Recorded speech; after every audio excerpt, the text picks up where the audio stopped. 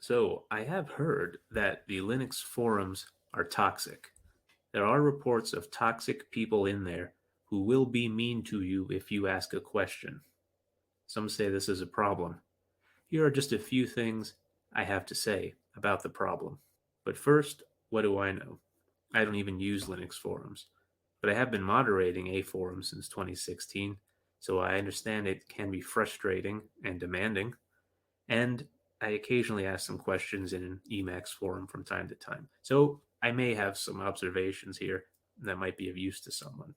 Everywhere you look, it seems there is a clique of misfits and or oddballs who latch onto a new identity in the form of an existing group, and they insist on impressing their own ideas, thoughts, and feelings onto the existing norms of that community.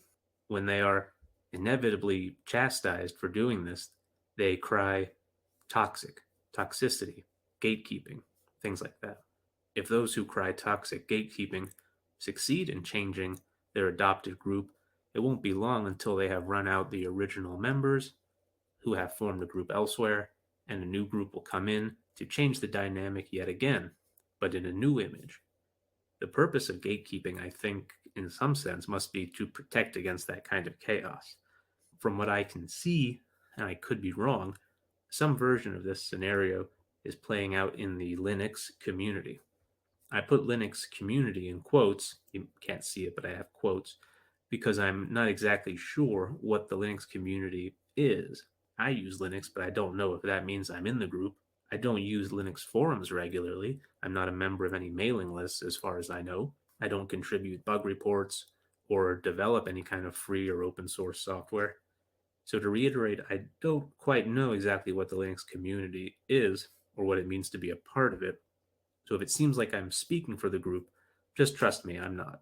But as an outside observer, I can see there's a conflict between people who are trying to keep what I might call worldly matters outside of the technical arena, and there are what I might call free radicals trying to smuggle through customs what might otherwise have no place in a technical community full of professionals who are, for the most part, just trying to get some work done.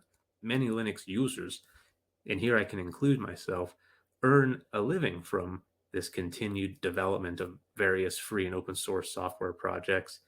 And for some people, it might just be a hobby, but nevertheless, it's something important that people want to protect from what others might do to it. And some of us just want this development to continue in some form as unencumbered as possible. But what does this have to do with the Linux forums are toxic, you might ask? So the forums, though I have no personal experience of this, seem to be a sort of focal point for this drama of free radicals and group dynamics. Here's the scenario, or some version of it, as I understand it. Some new Linux user, let's say, gets excited, perhaps more about joining a group and seeing what it's all about than by merely learning how to use some free software that might improve his daily workflow. But he hits some snags and furiously Googles for a solution. Finding no immediate answers, maybe he joins a forum and asks a question there. And most likely, a Linux expert may answer the question in a way that makes the poster feel foolish. The new user is offended, hurt, and cries that the Linux forums are toxic. And now there will be pressure exerted upon the forum moderators and participants from new users and veterans alike that the community needs to change its ways and be more hospitable. So here I'm going to give some advice directly to that new user. I started using Linux in 2013 with no idea what to do. I could barely get through the Ubuntu installation process because of a glitch or possibly a user error. So I used Fedora for a year just because the installation image worked better on my computer that day.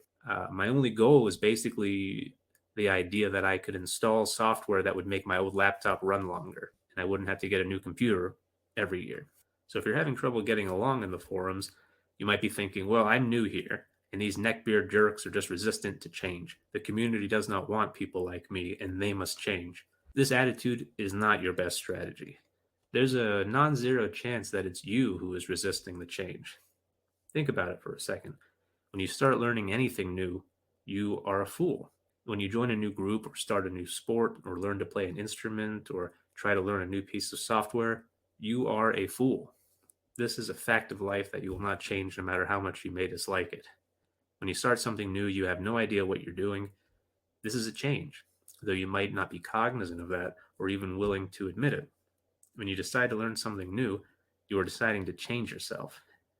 You started out being someone who is relatively confident in what you know and how things work, but now, in a new situation, you're a fool who knows nothing. And you will continue to be a fool until you are not. But that will take time and effort. So while you might be thinking it's the group that is resistant to change and accepting you, you are the one who is resisting the change, I think. But here's the point. Given that you are new and a fool, if you go into a forum, someone will point out that you're a fool. You can take that with grace, given your current position and lack of experience, take what advice you can, and move on. That's your best strategy, in my opinion. So here's the best part. If you are ashamed of your fool status, you don't have to participate in forums at all. There is much you can learn without ever visiting a forum. This is actually how I prefer to learn. First thing, books are better than forums, even better than Googling. You can laugh all you want, but much of the best and worst wisdom that humans have to offer the world is still stored in books. You might try to read everything digitally, but I believe printed books are still where it's at, until maybe VR comes out with something better. So if you have never touched Linux in your life, or if you're just starting out, you could do a whole lot worse for yourself than to just get a book on Ubuntu, for example. Sit down at a comfy chair, maybe with some coffee, and just start reading. If I had the discipline and patience to do that when I was in your shoes, I would have saved myself a lot of frustration. Some people watching this might say, oh, he's telling people they're not welcome in the forums. No, that's not what I'm saying. Because, first of all, I have no business saying that because I don't use the forums. And second of all, it doesn't make much difference to me what happens there. And third, I don't think the forums will change. But I do think at some point someone will try to introduce some sort of master plan to reduce the toxicity level. I don't think it'll work. But to all the new Linux users out there, keep firing up your text editors and reading your technical manuals. I'll be praying for you.